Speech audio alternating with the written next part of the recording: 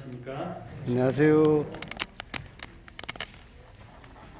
스카이캐슬은 대한민국 최고의 명문 주남대학교 초대 이사장이 서울 근교 숲속에 세운 유럽풍의 4층 석조 저택 단지를 배경으로 한 드라마입니다. 이것은 대학병원 의사들과 판검사 출신의 로스쿨 교수 등 상위 0.1%만 입주할 자격이 주어진다고 합니다. 이 저택 단지를 배경으로 그 명예, 권력을 모두 거머쥔 이들이 자기 자식을 천하제일의 왕자와 공주로 키우고자 수단과 방법을 가리지 않는 인물들이 이런 어떤 사교육, 입시 사교육을 정면에 내세웠던 내용이었습니다. 저를 전적으로 믿으셔야 합니다. 다 감수하겠습니까? 라는 그런 유행어들을, 명대사들을 유행시키면서 지난 2월에 이 종영을 하게 된 이 드라마는 지상파가 아니었음에도 불구하고 전국 시청률 20%를 넘길 만큼 인기가 있었다고 합니다. 저도 직접 이 드라마를 보진 못했지만 한때 제 기억으로는 굉장히 많은 사람들이 이 이야기들을 많이 나누고 또한 매스컴에서도 많이 오르내리었던 그런 내용으로 기억합니다. 왜 그렇게 인기가 있었을까요? 대한민국의 치맛바람의 극치를 제대로 확인할 수 있었기 때문에 우리 엄마들이 그 자식들을 향한 어떤 그런 열정과 그런 사랑들이 좀 과도한 이 능력이 있는 이 엄마들이 그 엄마들이 능력이 있을 때 그 결과가 어떻게 되는지를 확인할 수 있었기 때문이 아닐까 생각합니다. 한 명문대 경영학과 A 교수는 한 신입생 학부모로부터 성적을 바꿔달라는 황당한 전화를 받았다고 합니다. 이 학부모는 한 과목 성적 때문에 전체 평점이 떨어지게 되었다면서 상대 평가 기준에 맞는 범위에서 성적을 올려달라고 요구했습니다. 교수는 성적을 바꿔줄 수 없다고 학부모를 설득하는데 애를 먹었다고 합니다.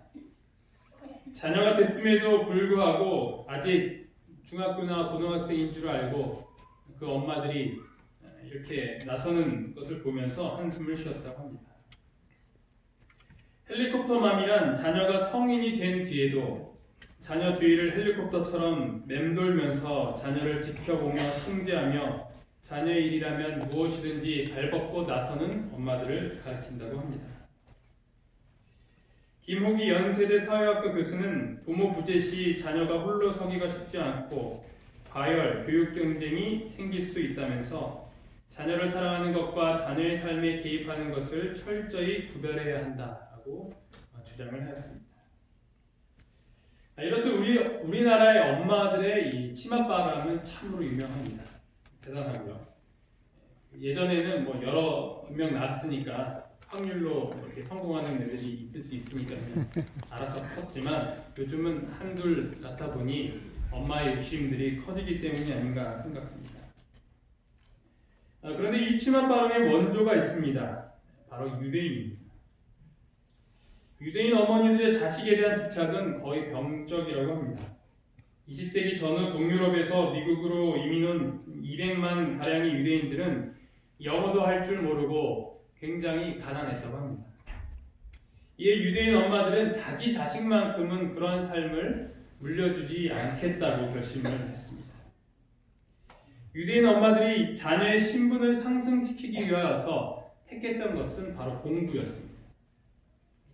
유대인 엄마들은 자녀들을 무섭게 공부를 시켰습니다. 결과적으로 유대인 어머니의 극성과 치맛바람은 유대인의 자녀들의 성공을 가져오게 되었습니다. 여기서 주이시 마더라는 용어가 탄생했는데 이 용어는 이 문자적으로 해석을 하면 유대인 엄마이지만 그 내포되어 있는 뜻은 극성 엄마 또는 치맛바람이 센 엄마를 뜻하는 그런 일반 용어가 되었다고 합니다. 20세기 중반 미국 사회에서 소수민족으로 차별받지 않고 잘 살 수 있는 가장 빠른 방법은 역시나 그 자녀들을 의사나 변호사로 키우는 것이었습니다. 한때 미국 유대인 사이에서는 이런 유머가 유행했다고 합니다. 유대인 엄마가 이 두 아이를, 어린아이를 데리고 갑니다. 지나가는 사람들이 아이들이 몇 살이냐고 물었다고 합니다. 엄마가 뭐라고 대답했을까요? 의사가 될 아이는 3살이고 변호사가 될 아이는 2살입니다. 그래도 이러한 교육의 열정은 분명 오래전부터 내려왔던 그 이스라엘의 어머니 교육에 있지 않았는가 생각이 됩니다. 하지만 이런 치맛바람이 꼭 잘못됐다라고 볼 수는 없겠습니다. 그것이 과했기 때문에 문제가 된 것이지 자녀들의 사랑과 또 그 자녀들이 잘 되기를 바라는 그런 엄마들의 열망은 분명히 필요한 것이라고 할 수 있습니다. 오늘 이야기는 이 치맛바람을 일으킨 엄마의 아들 이야기입니다. 예수님의 12 제자 중 오늘은 야고보에 대해서 함께 살펴보도록 하겠습니다. 야고보는 게네사렛 혹은 가버나움 출신의 사람이었습니다. 그는 베드로와 동업자로 어부가 그의 직업이었습니다. 그는 또한 요한의 형님으로 등장을 합니다. 거기서 더 가시다가 다른 두 형제 곧 세베대의 아들 야고보와 그의 형제 요한이 그의 아버지 세베대와 함께 배에서 금을 깁는 것을 보고 부르시니, 어제 오늘 살펴봤을 때 우리 그 베드로의 동생이 안드레였듯이 이 야고보는 바로 이 요한의 형이었습니다.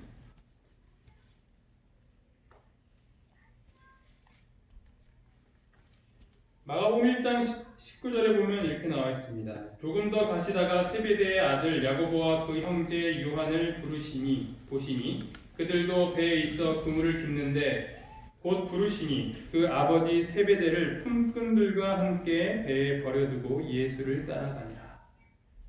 그들은 어부 출신이었는데 예수님께서 부르시니까 결국 그 모든 것들을 버리고 따랐다라고 기록을 하고 있습니다. 이 보면 아버지를 버렸다라는 것이 무슨 뜻일까요?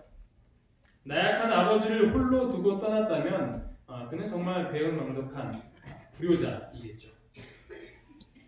그러나 여기서 우리가 살펴보아야 할 또 다른 단어는 무엇이냐면 바로 이 품꾼들이라는 것입니다. 품꾼들. 그의 집안은 다른 제자들보다 재물이 많지 않았을까 이렇게 우리가 추측을 해볼 수 있습니다. 왜냐하면 그 배에 돈을 주고 고용하였던 품꾼들이 있었기 때문이죠.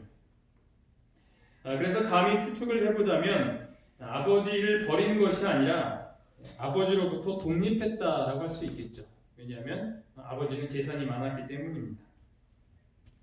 그리고 그들은 단순히 하나에 빠져서 하나를 버리는 것이 아니라 예수님을 따르게 되면 그 모든 것들을 채워주신다는 그 약속을 믿었기 때문에, 그 확신이 있었기 때문에 그들이 이러한 행동이 가능했던 것입니다.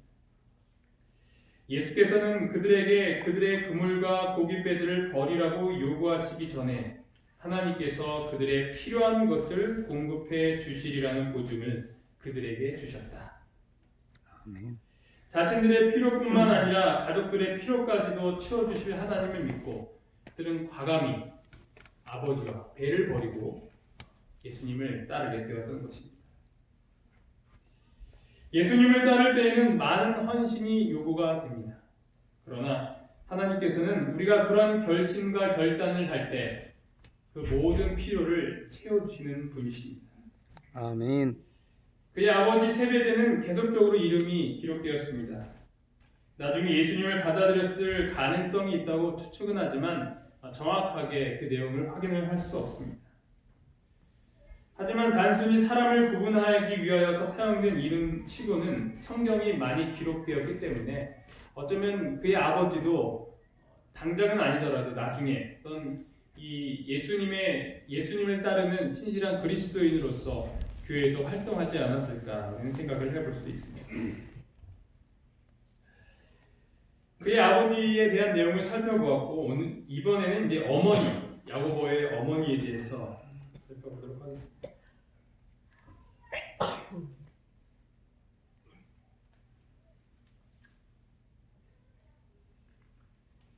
마가복음 15장 40절에 보면 마태복음 27장 56절에 이 세베대의 아들들의 어머니가 누군지를 확인할 수 있습니다.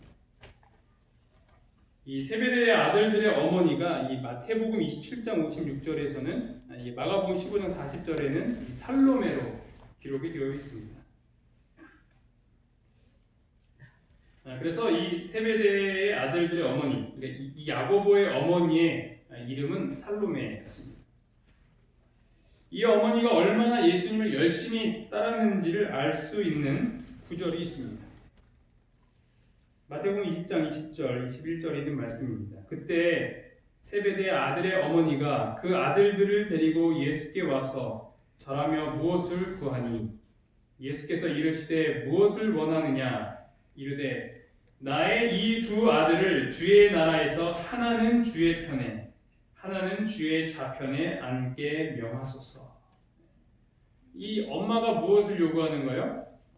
이 한 아이는 예수님의 우편에 앉게 하고 한 아이는 예수님의 좌편에 앉게 하는 거죠. 그 좌우팔이 되게 해달라는 것이었습니다.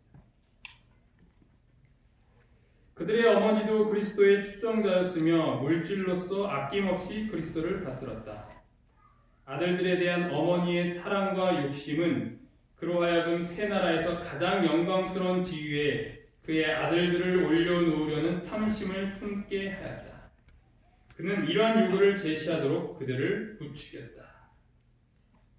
참 대단한 어머니죠, 그렇죠? 예. 우리가 지금 생각할 수 있는 치맛바람을 여기서 확인할 수 있는 것입니다. 예수님께 감히 그런 자리를 달라고 출세하기 위해서. 이 어머니는 어떤 순수한 그 하늘, 그 영적인 것을 바라봤기보다는 말 그대로 한 자리 차지하게 하기 위한 그런 욕심이 있었던 것이죠. 이것으로 인하여서 다른 제자들의 시기심을 사게 되었고 또다시 분열이 되었던 것입니다. 그러나 예수님께서는 이렇게 말씀하셨습니다. 예수께서 동료들보다 더 높은 자리를 구하는 그들의 이기심을 책망하지 않으시고 그들을 부드럽게 대하셨다. 그는 그들의 마음을 읽으시고 당신께 대한 그들의 애정의 깊이를 아셨다. 그들의 사랑은 단순히 인간의 애정만은 아니었다. 비록 이 사랑이 인간이란 통로를 통하여 세속적인 요소로 더러워졌지만 그것은 예수의 구속하시는 사랑의 샘에서 넘쳐나오는 것이었다. 예수께서는 책망하지 않으시고 깊게 하시고 정결케 하실 것이었다.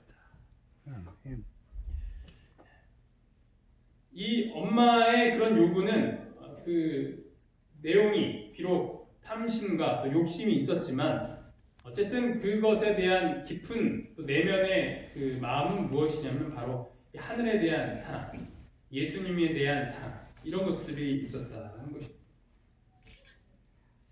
하나님에 대한 사랑이 커지고 그것이 선한 결과로 나오면 좋은데 가끔 그렇지 않을 때가 있습니다. 때로는 너무 그것이 과해서 다른 또 논란을 일으키게 하고 분열을 가져오게 하기도 합니다.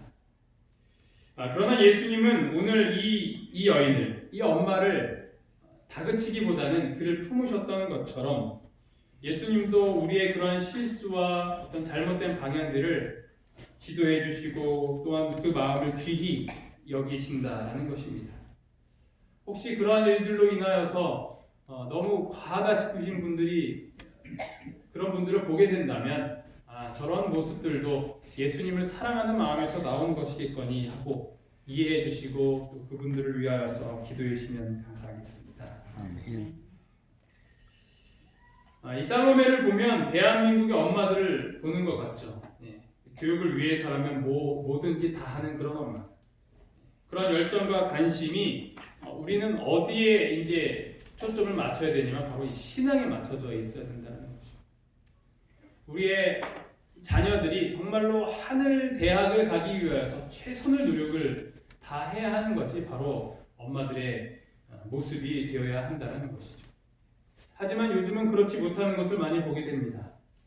교회에서 신앙을 하고 또한 안식일을 준수하고 신앙 안에서 잘 자라나는 것보다는 그것을 잠시 비껴가더라도 아니면은 오히려 그것 때문에 자신의 자녀들이 좋은 대학을 가지 못하고 좋은 곳을 취직하지 못하는 것을 오히려 나쁘게 여기는 그러한 방향으로 우리 교회가 가고 있는 것을 보게 됩니다.